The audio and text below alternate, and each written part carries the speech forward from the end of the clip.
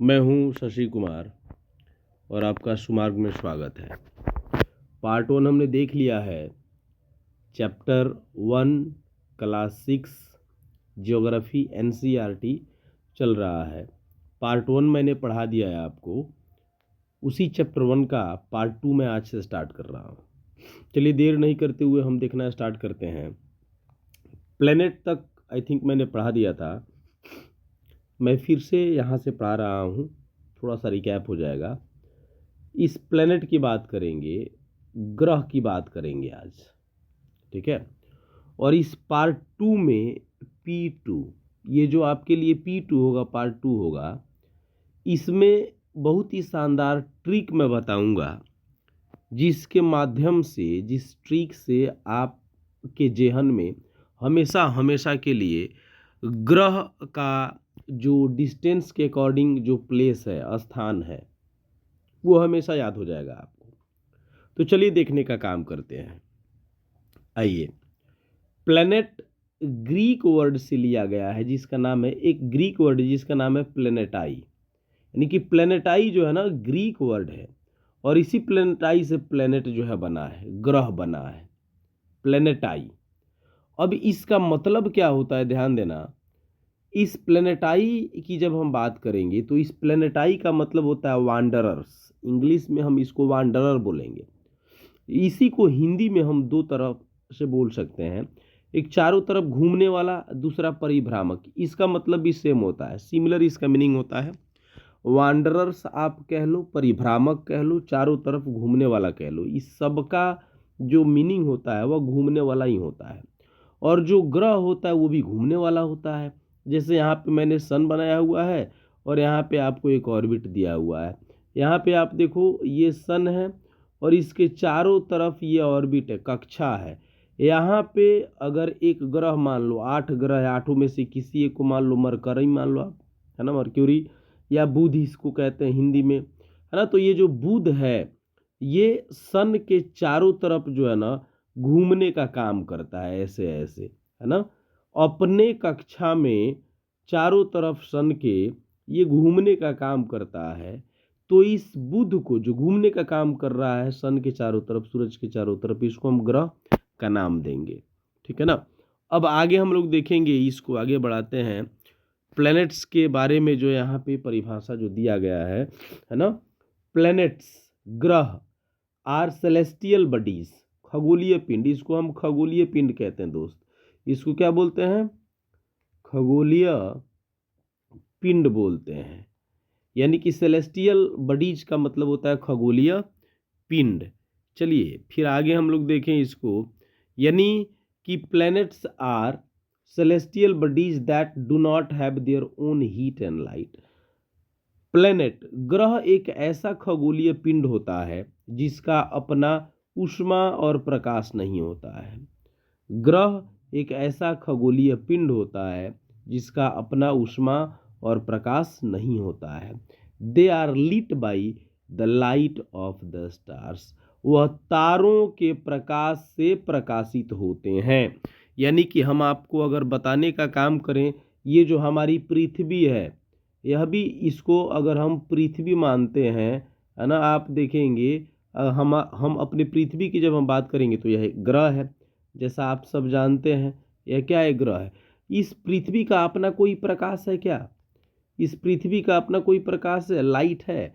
नहीं, इस पृथ्वी का अपना कोई लाइट नहीं है।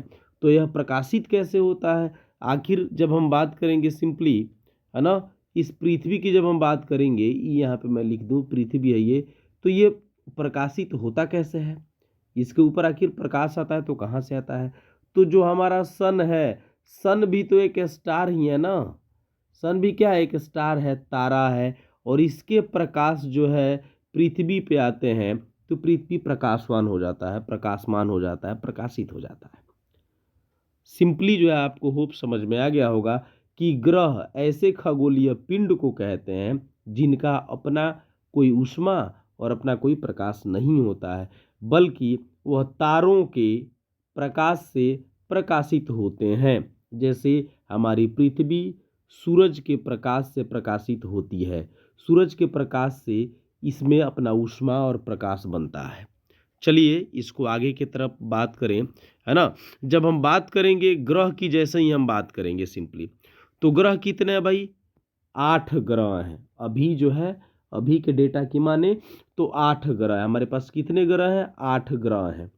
अब उसको ऑर्डर में देखें, एक क्रम में देखें, तो कौन कौन है? पहले बुध हो जाएगा, दूसरा शुक्र है, पृथ्वी है, मंगल है, फिर बृहस्पति है, शनि है, अरुण और वरुण है। अगर इसको इंग्लिश में बात करें, इंग्लिश में क्या क्या है, तो पहला मर्क्यूरी है, दूसरा वीनस है, अर्थ है, मार्स, जुपिटर, सैटर्न, यूरेनस और नेपच्यून, ये 8 ग्रह हैं।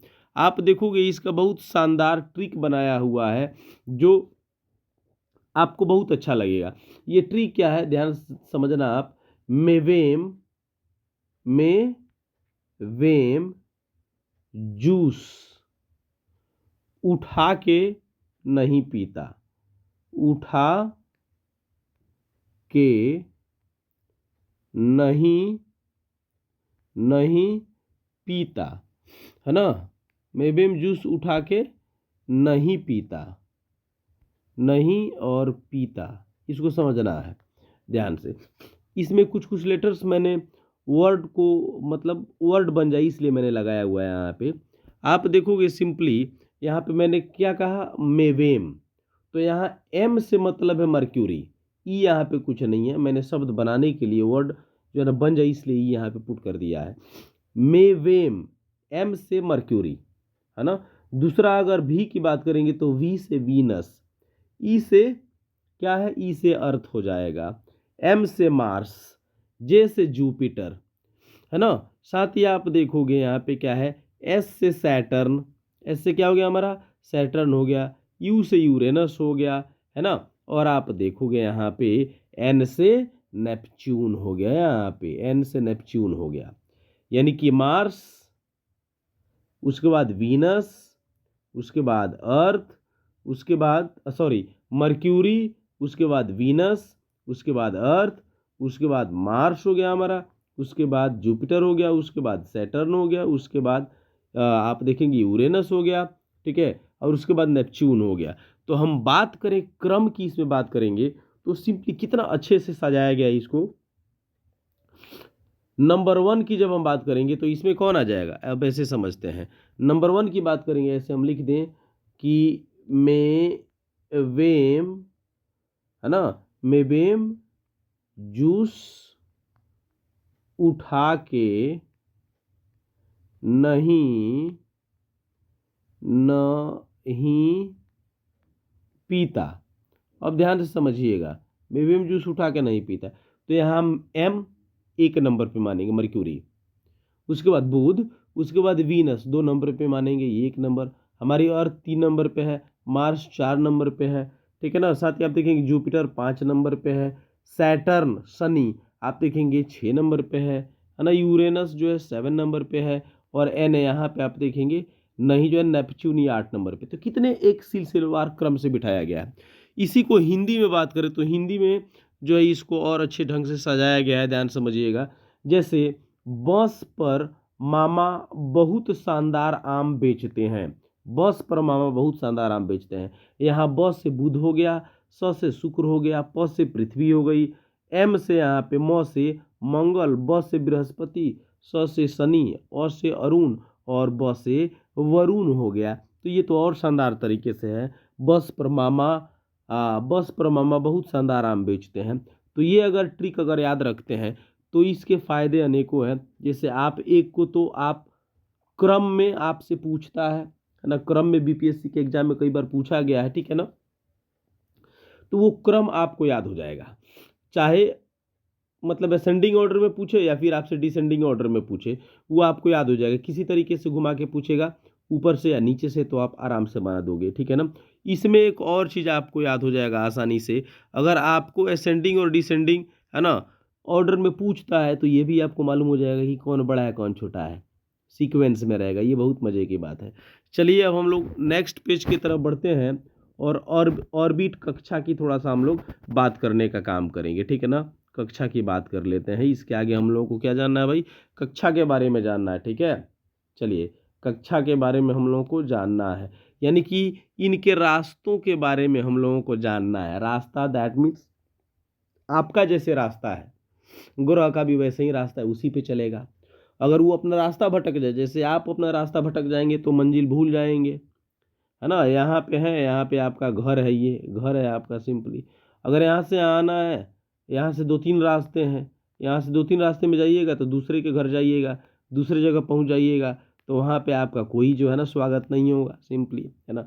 आपको अपने घर पे ही आपको कंफर्ट मिलेगा, कंफर्ट जोन में आएंगे यहाँ पे। वैसे ही पहले 9 ग्रह थे, ठीक है ना, अभी 8 रह गए, क्योंकि एक बहुत भुलक्कड़ टाइप का था, वो रास्ता भूलते रहता था। खैर उसकी बात हम लोग अभी नहीं करेंगे, है ना। ऑर्बिट की जब बात करें, कक्षा की बात करेंगे, तो हम कहते किसे हैं, a fixed path in which planet move around the sun. ये सन हो गया, ये सन हो गया, ये क्या हो गया, सन हो गया। इसके चारों तरफ जो हम बात करेंगे, इसके चारों तरफ जब हम बात करेंगे तो एक फिक्स पाथ होता है। क्या होता है, एक फिक्स पाथ होता है, एक जो है ना निश्चित रास्ते होते हैं, जिस पे ही अगर जो ग्रह चल रहा है तो उसी पे वो, है ना, ग्रह दौड़ेगा आगे के तरफ। ये सन है, और ये जो मैंने सर्कल बनाया, ये गोल गोल मैंने बनाया यहाँ पे, ये एक फिक्स निश्चित रास्ते होते हैं। अगर इस पे अगर मान लो, एक एग्जाम्पल के तौर पे मैं बता रहा हूँ, अगर ये बुध है, ये बुध हालांकि नहीं है, सन से नज़दीक है, सबसे पहला सन से जो है ना कौन है, तो वो बुध है। मैंने आपको समझाने के लिए बोल दिया है। मान लो अगर ये बुध है, ठीक है ना, तो ये अपने ही रास्ते में चलेगा, दूसरे के रास्ते में ये नहीं जाएगा। अगर दूसरे के रास्ते में गया तो समझ लो वो ग्रह नहीं है, उसका फिक्स्ड पाथ है। तो ये क्या हो गया, एक निश्चित रास्ता जिस पे ग्रह जो है ना दौड़ता है, चलता है भाई, चारों तरफ सन के घूमते रहता है, राजदूत मोटरसाइकिल लेके नहीं, ऐसे ही। तो उसको हम क्या बोलेंगे, उसको बोलेंगे भाई कि वह कक्षा है। चलिए अब आगे देखते हैं सोलर सिस्टम।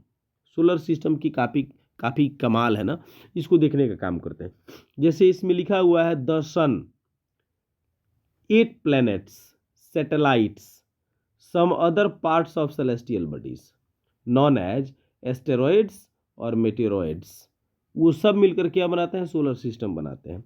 यानी कि सन हो गया, क्या हो गया, सन, उसके बाद 8 ग्रह, उसके बाद जो है आप देखेंगे 8 ग्रह का जो उपग्रह है ना, 8 ग्रह का जो उपग्रह है, और खगोलीय पिंड के जो पार्ट्स हैं, खगोलीय पिंड के पार्ट्स, जैसे मेटेरॉइड्स और आप देखेंगे एस्टेरॉइड्स।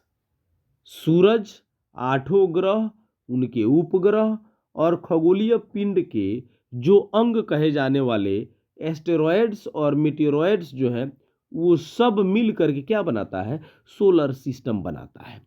क्या बनाता है, सोलर सिस्टम बनाने का काम करता है। अब इसकी जब हम बात करेंगे, इस सोलर सिस्टम की जैसे ही बात करेंगे, तो सोलर सिस्टम में जो हेड है, सोलर सिस्टम में जो हेड है वह कौन है, सोलर सिस्टम का जो हेड है, मुखिया है भाई, वह कौन है, आप देखोगे वह मुखिया सूरज है, जो कि एक तारा है, ठीक है। अब आप देखेंगे head of the solar system इसको कहा जाता है, यानी कि सोलर सिस्टम का, सौर परिवार का यह मुखिया होता है, ठीक है। Ultimate source of heat and light, इसका जो है ना मतलब ये ऊष्मा और प्रकाश का अल्टीमेट सोर्स है, ठीक है। इसका मतलब ये दूसरे से नहीं लेता है भाई, यह खुद उत्सर्जित करते रहता है ऊष्मा और प्रकाश, ऊष्मा और प्रकाश का यह खुद उत्सर्जन करता है, ऊष्मा और प्रकाश का यह खुद उत्सर्जन करते रहता है, कौन, सूरज। इसीलिए इसको हेड भी कहा जाता है। 150 मिलियन किलोमीटर अवे है यह अर्थ से। कितना किलोमीटर, आप देखोगे कि यह जैसे मान लो कि सन है और यह है हमारी पृथ्वी, तो दोनों के बीच का जो डिस्टेंस है वह 150 मिलियन किलोमीटर है। कितना है भाई, 150 मिलियन किलोमीटर, 150 मिलियन किलोमीटर, खतरनाक दूरी है भाई, ठीक है ना। साथ ही आप आगे देखोगे कि largest object in the solar system. जो सौर परिवार है ना, आप देखोगे जो सौर परिवार है उसमें सबसे बड़ा जो है ना यह खगोलीय पिंड है। सबसे बड़ा यह पिंड है, सबसे बड़ा पिंड, बॉडी, शरीर खगोलीय पिंड का आप देखोगे सबसे बड़ा है। चलिए अब कुछ और भी इंटरेस्टिंग फैक्ट इसके बारे में हम आपको बता दें। जैसे डायमीटर जो है इसका, डायमीटर, ठीक है ना, व्यास, डायमीटर जैसे व्यास, जैसे इसको समझो, जैसे ये हो गया सन, ठीक है, इसको मान लेते हैं यहाँ से ये सेंटर है।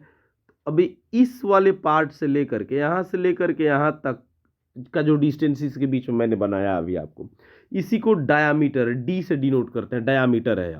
इसको बोलते हैं व्यास। यहाँ से यहाँ तक की जो दूरी है इसमें, इसको हम क्या बोलते हैं, व्यास बोलते हैं, या फिर आप देखेंगे डायामीटर बोलते हैं। अब इस सेंटर से अगर इस तरीके से मैं एक लाइन खींच दूं तो इसको आर से डिनोट करते हैं, ये रेडियस हो जाता है हमारा, ठीक है ना। खैर अब देखते हैं सूरज का जो व्यास है वह कितना है।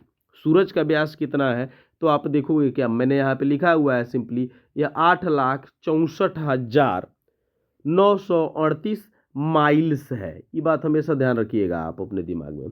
यानी कि सन का जो व्यास है वह 8,64,938 माइल्स है, जो कि पृथ्वी से 109 गुना बड़ा है।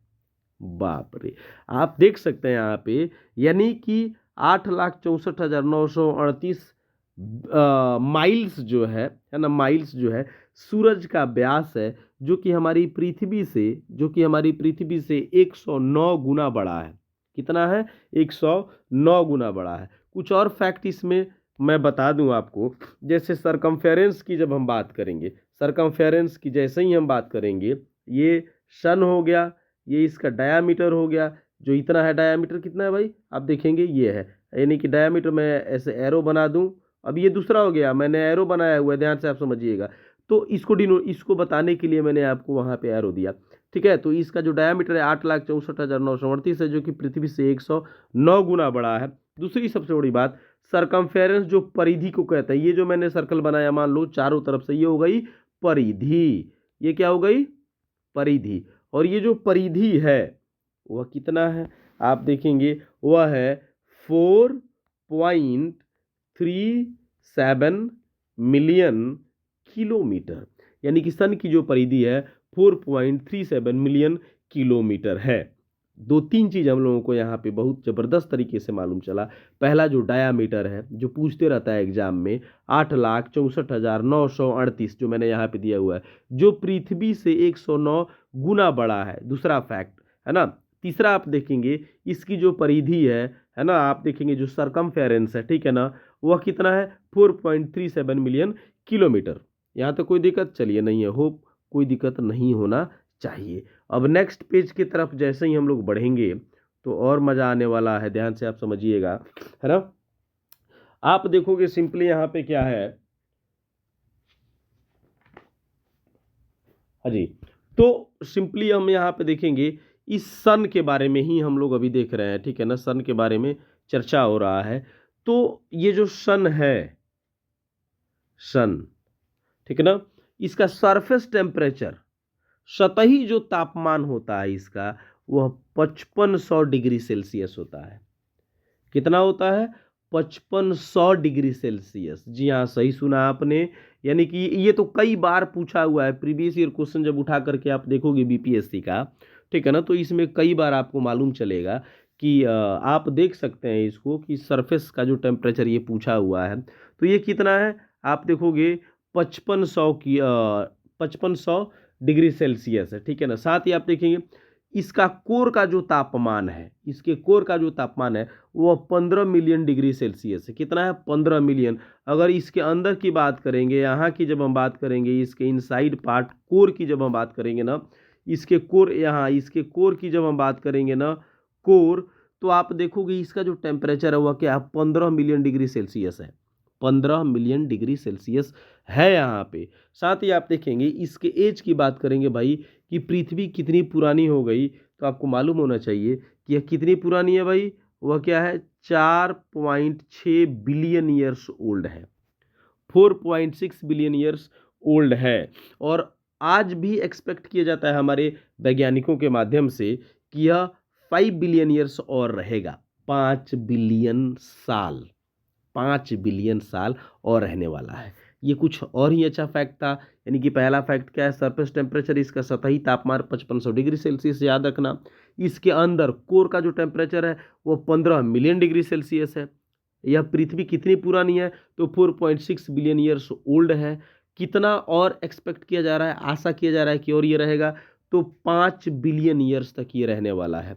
अब हम लोग बात करेंगे मिल्की वे की, बात करेंगे। ये जो भी मैंने बताया आपको, सिंपली आप देखोगे कि ये सारी चीज़ें जो है ना, कई बार ये पूछी जा चुकी हैं, कई बार ये पूछा गया है बीपीएससी में, है ना। ये प्री में कई बार पूछा गया, तो काफ़ी इंपॉर्टेंट है, ध्यान रखना।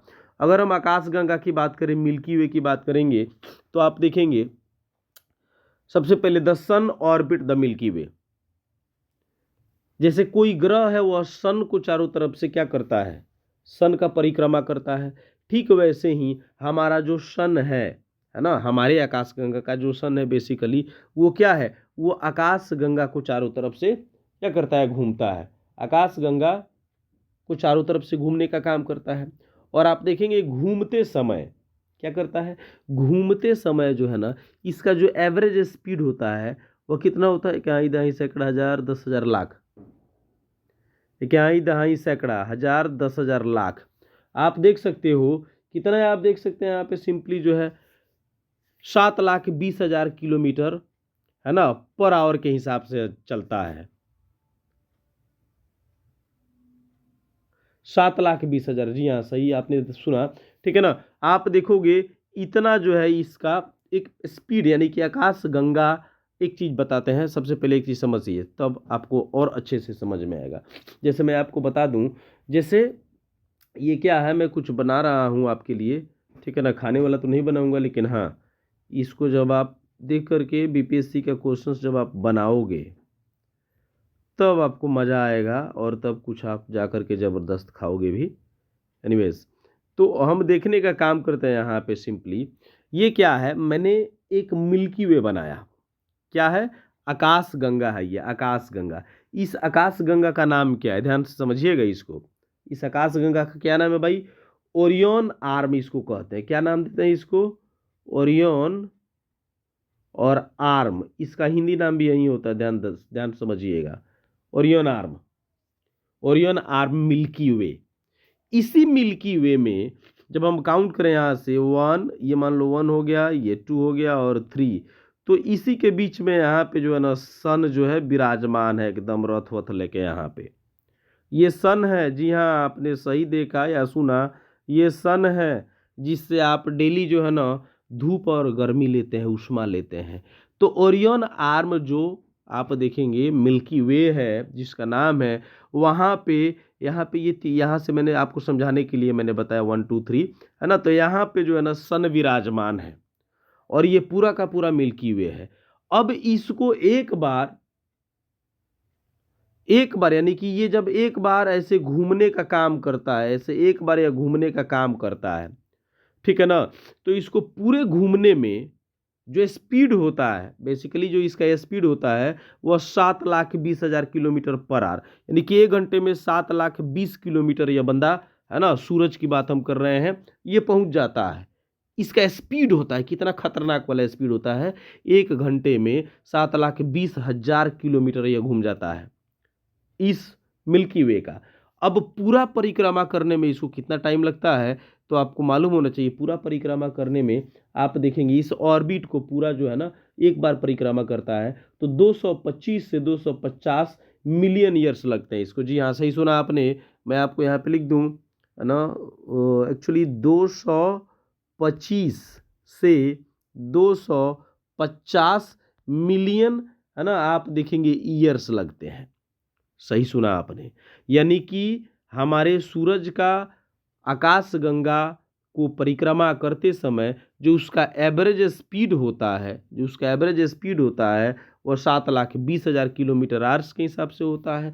और पूरे जो है ना ओरियन आर्म मिल्की वे को एक बार परिक्रमा जब करता है हमारा सूरज, तो टाइम कितना लगता है, 225 से लेकर के और 250 मिलियन ईयर्स लगते हैं। ठीक है ना। चलिए आगे देखते हैं। अब आगे हम लोग देखेंगे जो यहाँ पे मैंने बनाया हुआ है, आप देखेंगे एक चीज़ और आपको मैं बता दूं, ये सन वगैरह थोड़ा सा और फैक्ट आप जाने, ये ऑर्डर आप जानिए कि किस तरीके से है। जैसे मान लो इधर बीच में मैंने अर्थ जो है दिया हुआ है और यहाँ पे पी आपको एक छोटा सा दिखाई दे रहा होगा, तो ये पी है जो है ना, ये प्लेनेट को डिनोट कर रहा है। तो पहले अर्थ है, इसके बाद जो है सोलर सिस्टम है, इसके बाद क्या है, सोलर सिस्टम मैंने बनाया हुआ है। फिर इस सोलर सिस्टम के बाद क्या है, गैलेक्सी है। क्या है, गैलेक्सी है। अब इस गैलेक्सी के बाद क्या है, वह है तो पूरा का पूरा ब्रह्मांड है, यूनिवर्स है। ठीक है। आपने क्या समझा, आपने समझा कि सबसे पहले अर्थ है, सबसे पहले क्या है, सबसे पहले अर्थ है, सबसे पहले सिंपली यह अर्थ है, ई है, ये मैंने डिनोट कर दिया है। इसके जस्ट बाद ये पी है, इसके जस्ट बाद ये पी है, समझ लेना ये वाला पी है ना, जो मैंने अभी सर्कल बनाया। इसके बाद पी मतलब इसके बाद है, इस पी के बाद जो आप देखोगे ये सोलर सिस्टम मैंने बनाया अभी आपको, सोलर सिस्टम है। ठीक है। इसके जस्ट बाद जो आप देखोगे ये गैलेक्सी है, ये क्या है, जी है। और इसके जस्ट बाद जो है क्या है, आप देखोगे कि यह यूनिवर्स है, ब्रह्मांड है। तो इस सीक्वेंस में EPSGU, ठीक है ना, यानी कि सबसे पहले अर्थ है, उसके बाद प्लेनेट है, उसके बाद आप देखोगे क्या है, सोलर सिस्टम है, उसके बाद गैलेक्सी है, उसके बाद हमारा यूनिवर्स है। तो एक क्रम में, एक ऑर्डर में जो है ना ये सारी चीज़ें बनाई गई हैं। ठीक है ना। आगे हम लोग देखने का काम करेंगे, इसमें और कुछ चीज़ें हैं। जैसे आप देखोगे, आप देखिएगा इसमें और कुछ चीज़ मैं बता दूं आपको। ये सोलर सिस्टम हो गया हमारा, ठीक है ना, ये क्या हो गया, सोलर सिस्टम हो गया। अब सोलर सिस्टम की जब हम बात करेंगे तो सोलर सिस्टम जैसे सिंपली एक बार आप देख लीजिए, सोलर सिस्टम की जब हम बात करेंगे तो इसमें प्लैनेट्स हैं, मीटेरॉइड्स हैं, एस्टेरॉयड हैं, सैटेलाइट्स है ना, सैटेलाइट्स, और सेलेस्टियल बॉडी है, सन है, यानी कि सबको मिला करके हमारा सोलर सिस्टम बनता है। ठीक है ना। क्या बनता है, सेलेस्टियल बॉडीज, सेलेस्टियल बॉडीज ये सारे के सारे हो गए, जो मीटेराइड्स हो गए, सैटेलाइट्स हो गए, एस्टेरॉयड हो गए, है ना, प्लेनेट हो गए और सन, इस सबको मिलाकर क्या हमारे सामने आता है, हमारा सौर परिवार आता है। इन सारे खगोलीय पिंड जो है ना, उल्का पिंड की जब हम बात करेंगे, है ना, उपग्रह की बात करेंगे, ग्रह की बात करेंगे, तारों का बात करेंगे, ये सब मिला करके सौर परिवार हमारा बनता है। कोई दिक्कत यहाँ तक नहीं है ना। चलिए अब हम लोग और थोड़ा सा देखने का काम करते हैं। इस पे उपग्रह की बात थोड़ा सा हम कर ही लेते हैं। ये पेज थोड़ा सा इधर उधर हो गया है, आप इसको मैनेज कर लोगे। मैं हालांकि कोशिश करता हूँ कि ये ठीक हो जाए, अगर हो जाएगा तो बहुत अच्छा, नहीं होगा तो जैसे है वैसे आपको मैं पढ़ाऊँगा और होप आपको कोई दिक्कत नहीं हो। ठीक है ना। ओके, ये तो हो नहीं रहा ऐसे, जैसे मैं आपको पेज, चलिए इस जैसे है वैसे ही मैं पढ़ा रहा हूँ। ठीक है ना। एक चीज़ मैं आप सबसे बोलूँगा कि आप इसको लाइक, सब्सक्राइब और हमारे चैनल को शेयर ज़रूर करें। यह आपके लिए काफ़ी बेनिफिशियल होगा और हमारे लिए भी काफ़ी बेनिफिशियल होगा। मैं हमेशा कंटिन्यूअसली 72वीं का जो BPSC होने वाला है एग्ज़ाम, उस एग्ज़ाम तक लगातार, उसके अंत तक जो है मैं लगातार कंटिन्यूअसली पढ़ाऊँगा। उसके आगे तक मैं पूरी कोशिश हमारी रहेगी कि मैं प्री में ज्योग्राफ़ी जो है, ज्योग्राफ़ी मैं पढ़ाता हूँ बेसिकली, ज्योग्राफ़ी के साथ और भी कुछ चीज़ें चलेंगी। तो ज्योग्राफ़ी काफ़ी अच्छे से मैं आपको पढ़ाऊँ, ज़बरदस्त तरीके से पढ़ाऊँ, ताकि प्री में कोई भी दिक्कत नहीं हो। चलिए अब हम सैटेलाइट की बात करते हैं। तो एक बार मैं फिर कहूँगा कि इसको शेयर ज़रूर करें, इसको लाइक और सब्सक्राइब जरूर करें, हमारा हौसला अफजाई, हमारा हौसला बुलंद जरूर करने का काम करें। ठीक है। चलिए अब आप देखोगे, इसको देखने से पहले आप देखिएगा, जैसे है, जैसे अर्थ की बात हम लोग कर लेते हैं, द अर्थ की बात करेंगे। ठीक है ना। अब अर्थ के बारे में सबसे पहले तो कुछ प्लेनेट, कुछ फैक्ट्स जानने का काम करते हैं। इसको ब्लू प्लेनेट के नाम से जानते हैं, नीला ग्रह के नाम से इसको जानते हैं। किस नाम से जानते हैं भाई? नीला ग्रह के नाम से जानते हैं। इसको यूनिक प्लेनेट के नाम से भी जानते हैं, ठीक है ना। इसको नीला ग्रह या फिर यूनिक प्लेनेट के नाम से जानते हैं। ये दो चीज़ें इसलिए हैं क्योंकि सही में सबसे अपने आप में ये अनोखा है। और आप देखोगे जो हमारी पृथ्वी है इस पे जल बहुत ज़्यादा है, ठीक है ना। क्या है भाई? वाटर बहुत ज़्यादा है, इसलिए इसको ब्लू प्लेनेट कहते हैं। इसको यूनिक प्लेनेट इसीलिए कहे जाते हैं। एक चीज़ और हम आपको बता दें, दो मैंने चीज़ें बताई आपको, ठीक है ना। आप देखिएगा, एक तो मैंने बताया कि इसको ब्लू प्लेनेट कहते हैं क्योंकि यहाँ पे वाटर बहुत ज़्यादा पाया जाता है, ठीक है ना। और अर्थ पे वाटर के वजह से इसको ब्लू प्लेनेट कहते हैं। दूसरी सबसे बड़ी बात अगर हम बात करें, है ना, कि इसको यूनिक प्लेनेट क्यों कहते हैं, तो जितने भी अभी खोजे गए ग्रह हैं, जी हाँ सही सुना आपने, खोजे गए शब्दों पे ध्यान देंगे, जितने भी अभी खोजे गए यानी कि हमारे ज्ञात जो ग्रह हैं जितने भी 8 ही हैं, तो 8 ही हैं, जितने भी खोजे गए ग्रह हैं उनमें हमारी पृथ्वी जो है इस पे जीवन जीने के उपयुक्त यानी कि एनफ जो है ना साधन है, फैसिलिटीज़ हैं, है ना। जैसे वाटर हो गया, जैसे आप देखेंगे इस वाटर के साथ एयर हो गया, है ना। वाटर एयर जो लैंड है बेसिकली मतलब हमारे लिए जो उपयुक्त है वो तमाम चीज़ें जो है वातावरण जो है ना एनवायरनमेंट सिंपली, ये सारी चीज़ें यहाँ पे पाई जाती हैं और हम आसानी से जिंदा रहते हैं इन्हीं सभी कारणों से। इसलिए इसको खोजे गए ग्रहों में यूनिक ग्रह के नाम से जाना जाता है। अब एक चीज़ और देखेंगे आप लोग कि स्लाइटली फ्लैटन एट पोल्स की जब हम बात करें, यहाँ पे ध्यान दीजिएगा, आप समझिएगा। पृथ्वी जो है ना पूरा गोल नहीं है, मैं आपको बता दूं, पृथ्वी जो है यह पूरा गोल नहीं है, यह जियोएड है। क्या भाई? जियोएड है। जियोएड मैंने शुरू में बता दिया था। जियोएड यानी कि इसको भू आभ कहते हैं। क्या बोलते हैं? भू आभ। अब ये भू आभ क्या होता है, चलिए समझाने का काम हम आपको करें कि आखिर भू आभ क्या होता है। जैसे एकदम इस तरीके से गोल नहीं है पृथ्वी हमारी, एकदम गोल नहीं है ना। अगर इसको हम पोल मानते हैं, ये वाला पोल हो गया, ये वाला पोल हो गया, ठीक है ना। ये ऐसे समझें, एक बार फिर से मैं बता दूं आपको, जैसे हमारी पृथ्वी कैसी है, इस तरीके से एकदम गोल नहीं है, ध्यान समझिएगा।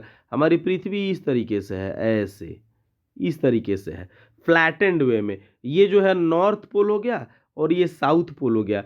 तो ये जो साउथ पोल है और ये नॉर्थ पोल है, इस पे चपटा है। कैसे?